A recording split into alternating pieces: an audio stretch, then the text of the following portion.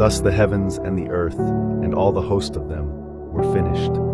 And on the seventh day God ended his work which he had done, and he rested on the seventh day from all his work which he had done. Then God blessed the seventh day and sanctified it, because in it he rested from all his work which God had created and made. This is the history of the heavens and the earth when they were created, in the day that the Lord God made the earth and the heavens, before any plant of the field was in the earth, and before any herb of the field had grown. For the Lord God had not caused it to rain on the earth, and there was no man to till the ground, but a mist went up from the earth and watered the whole face of the ground. And the Lord God formed man of the dust of the ground, and breathed into his nostrils the breath of life, and man became a living being. Life in God's garden, the Lord God planted a garden eastward in Eden, and there he put the man whom he had formed.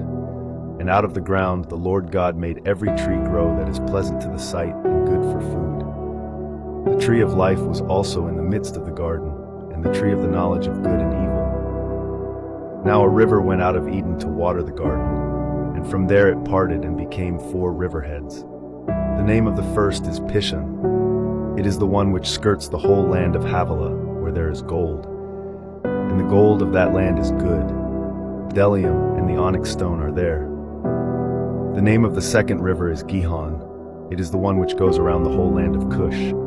The name of the third river is Hiddekel. It is the one which goes toward the east of Assyria. The fourth river is the Euphrates. Then the Lord God took the man and put him in the Garden of Eden to tend and keep it.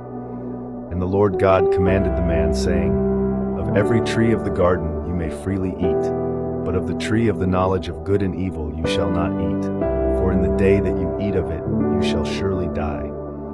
And the Lord God said, It is not good that man should be alone.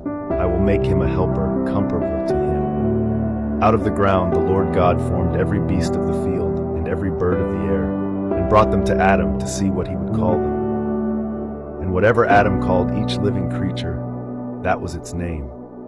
So Adam gave names to all cattle, to the birds of the air, and to every beast of the field. But for Adam there was not found a helper comparable to him. And the Lord God caused a deep sleep to fall on Adam, and he slept. And he took one of his ribs, and closed up the flesh in its place. Then the rib which the Lord God had taken from man he made into a woman, and he brought her to the man. And Adam said, This is now bone of my bones, and flesh of my flesh. She shall be called woman, because she was taken out of man. Therefore a man shall leave his father and mother and be joined to his wife, and they shall become one flesh. And they were both naked, the man and his wife, and were not ashamed. Now